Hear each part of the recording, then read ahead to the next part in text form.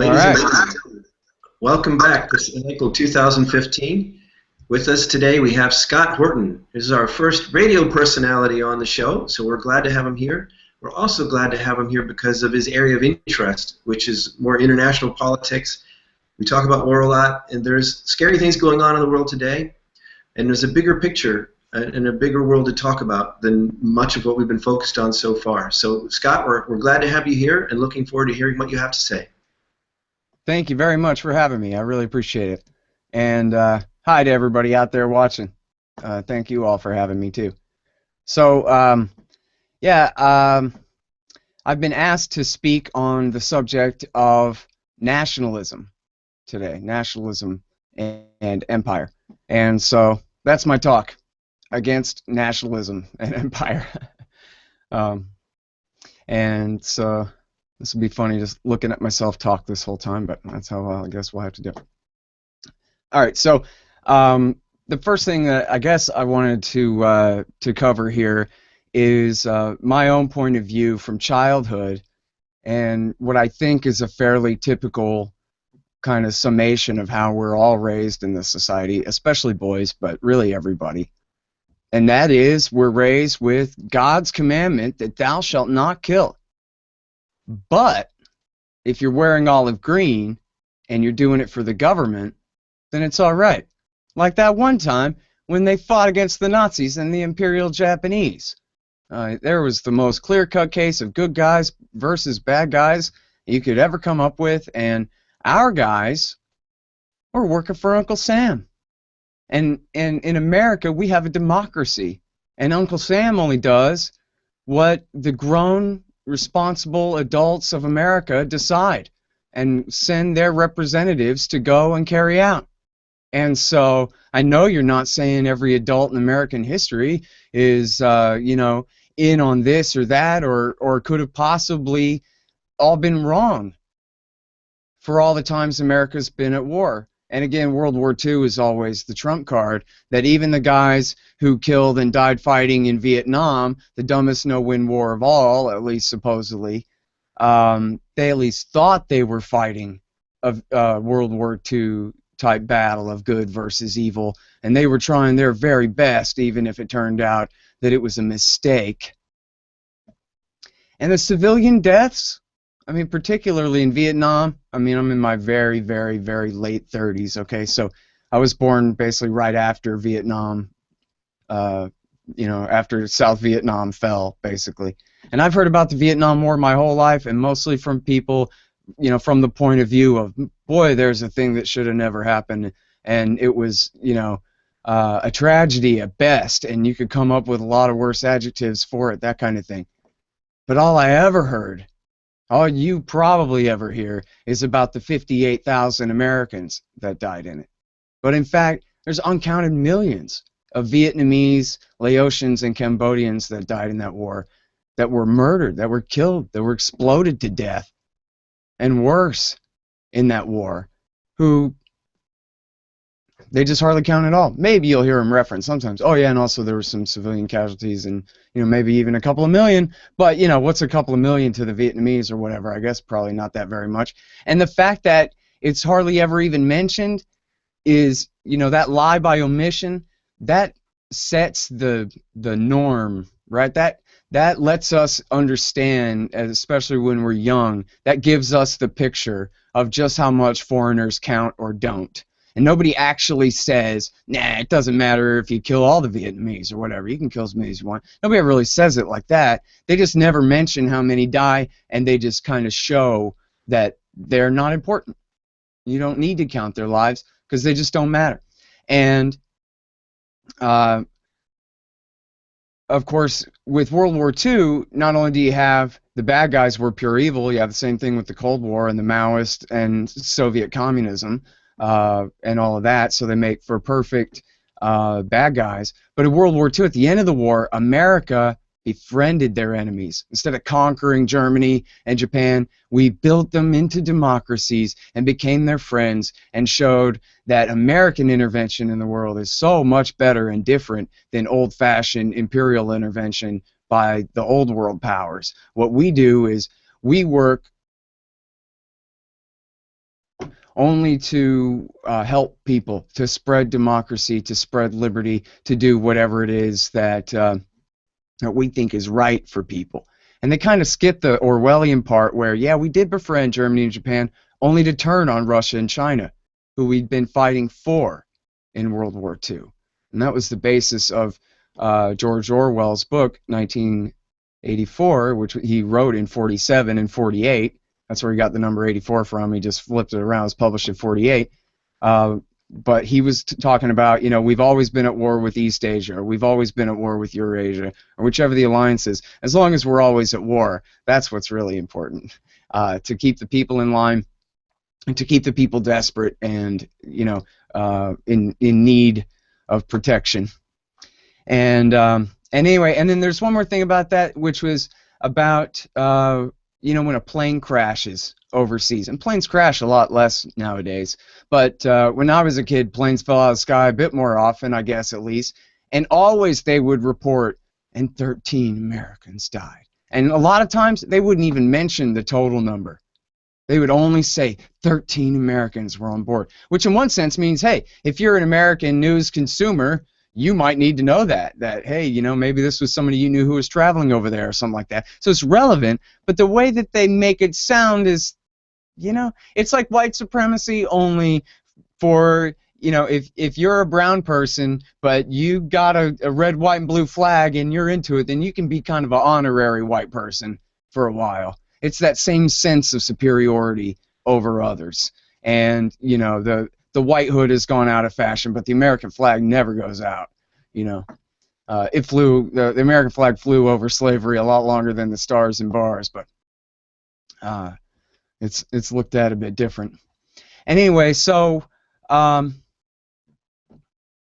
and I also wanted to mention about the normalization of because think how abnormal it is to think that, oh yeah, our government, when they explode people to death, who cares, whatever. That's not like when a serial killer kills someone and it's wrong. That's just, government going about their day, doing what they do, blah, blah, blah. It's not even supposed to matter. We're not even supposed to think of that as exceptional at all. The bar of their violence is set so high as just the standard norm, especially in the 21st century now, war unending, not even necessarily proxy wars, but outright wars unending.